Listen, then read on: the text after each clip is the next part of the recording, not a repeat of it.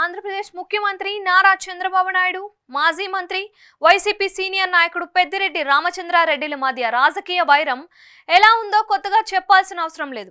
చంద్రబాబు నాయుడు, పెద్దిరెడ్డి రామచంద్రారెడ్డి ఇద్దరు చిత్తూరు జిల్లాకు చెందినవారు కావడంతో దశాబ్దాల నుంచి నాయకులిద్దరికీ రాజకీయంగా పోటీ ఉంది. అయితే కొన్ని సంవత్సరాల నుంచి ఈ పోటీ ఎక్కువైంది.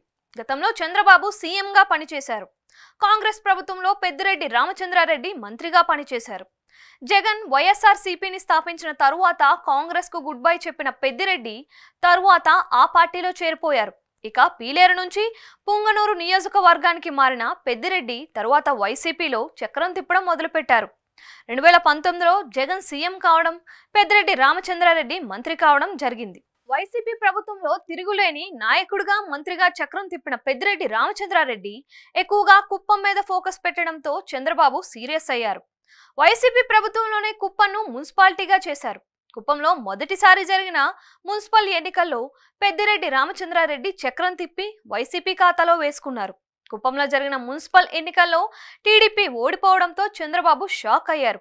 ఆ తర్వాత కుప్పంలో చంద్రబాబు నాయుడుని ఓడించాలని జగన్ కంటే ఎక్కువగా పెద్దిరెడ్డి రామచంద్రారెడ్డి శ్రద్ధ చూపించారు. కుప్పంలో పర్యటించడానికి ప్రయత్నించిన చంద్రబాబు నాయుడు, లోకేష్ కు పోలీసులు అడుగడుగునా అడ్డుకోవడంతో చంద్రబాబు రగిలిపోయారు.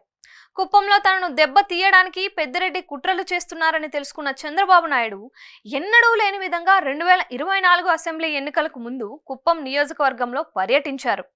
ఇలా కుప్పం విషయంలో పెద్దిరెడ్డి ఎక్కువగా జోక్యం చేసుకోవడం చంద్రబాబు నాయుడు జీర్ణించుకోలేకపోయారు.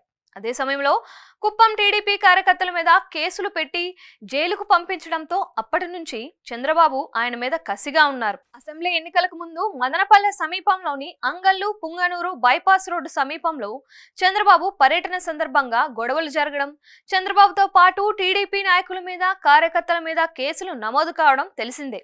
పెద్దిరెడ్డి కావాలనే తన మీద కక్షతో తప్పుడు కేసులు పెట్టించారని, మా వాళ్లను జైలుకు పంపించారని చంద్రబాబు నాయుడు పదే పదే ఆరోపించారు.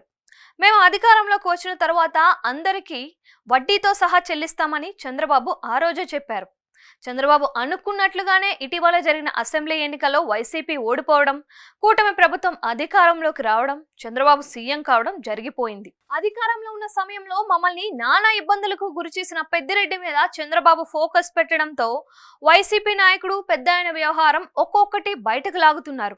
20 ఏళ్ల క్రితం కాంగ్రెస్ పార్టీలో ఉన్న పెద్దిరెడ్డి చిత్తూరు డీసీసీ అధ్యక్షుడిగా పనిచేసిన సమయం నుంచి చంద్రబాబుతో రాజకీయంగా వైరం ఉంది.